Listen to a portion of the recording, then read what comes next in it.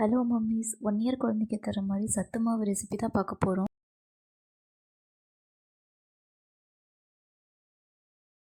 அதுக்கு முதல்ல கழுவி எடுத்து வைக்கக்கூடிய பொருட்கள் எல்லாத்தையும் தனித்தனியாக எடுத்து வச்சுக்கலாம். ராகி 200 கிராம்,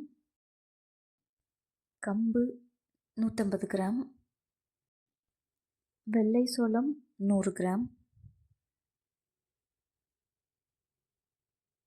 இப்போது இதை தனியாக எடுத்து வச்சுக்கலாம்.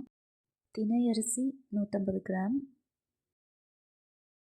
குதிரைவாலி 150 கிராம். இப்போது இதையும் தனியாக எடுத்து வச்சுக்கோங்க. சிவப்பு அரிசி 100 கிராம், கருப்பு கவுனி 100 கிராம், பார்லி அரிசி 50 கிராம், சோயாபீன் 100 கிராம். இப்போது இதையும் தனியாக எடுத்து வச்சுக்கோங்க. பச்சை பயிறு 150 கிராம், கொள்ளு 50 கிராம். இதையும் தனியாக எடுத்து வச்சுக்கோங்க. வெள்ளை சுண்டல் 100 கிராம், கருப்பு சுண்டல் 100 கிராம், கிட்னி பீன் 50 கிராம், கருப்பு உளுந்து 50 கிராம். இப்போது இதையும் தனியாக எடுத்து வச்சுக்கோங்க. நான் சொன்ன பொருட்கள் எல்லாத்தையும் தனித்தனியாக 2 to 3 முறை கழுவி இந்த மாதிரி வெயிலில் காய வச்சு எடுத்துக்கோங்க. வெயிலில் காய வச்சு எடுக்கும்போது செல்ஃப் லைஃப் ரொம்ப நாள் வரும். அதுக்கப்புறம் இந்த மாதிரி நல்லா வறுத்து எடுத்துக்கணும். ஒவ்வொரு பொருளோட நிறமும் மாறுற அளவுக்கு வறுக்கணும். நான் அதை வீடியோவில் காட்டியிருக்கேன், உங்களுக்கு தெரியும்னு நினைக்கிறேன். கழுவிட்டு வெயிலில் காய வைக்கிற வாய்ப்பு இல்லைனா கூட ஃபேனுக்கு அடியில் வச்சு காய வைக்கலாம். ஆனால் 2 நாள் நல்லா காயணும். இதில் சொல்லியிருக்க அளவுகள் எல்லாமே 2லேருந்து 2.5 கிலோ அளவுகள். 2 மாதத்துக்கு வரும். நான் 2 மாதத்துக்கு ஒருக்கா ஃப்ரெஷ்ஷாக அரைச்சி வச்சிட்ருக்கேன். இப்போது இது கூடவே பொட்டுக்கடலை 100 கிராம் சேர்த்து நிறம் மாறுற அளவுக்கு வறுத்து எடுத்துக்கோங்க. பாதாம் பிஸ்தா ரெண்டுமே 50 கிராம்,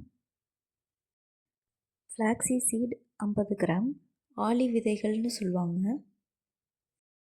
இதையும் நல்லா நிறம் மாறுற அளவுக்கு வறுத்துக்கலாம்.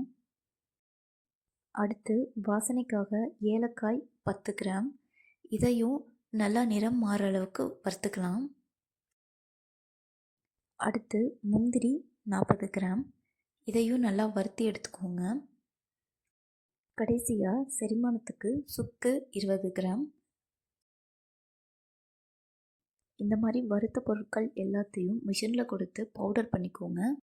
இப்போது சத்து மாவு கஞ்சி எப்படி ரெடி பண்ணுறதுன்னு பார்க்க போகிறோம்.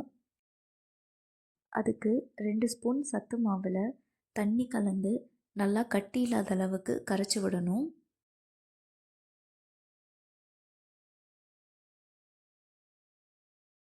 ஒரு பாத்திரத்தில் சுடுதண்ணியை காய வச்சு அதில் கரைச்ச சத்து மாவு கரைசலை ஊற்றி நல்லா கொதிக்க விடுங்க.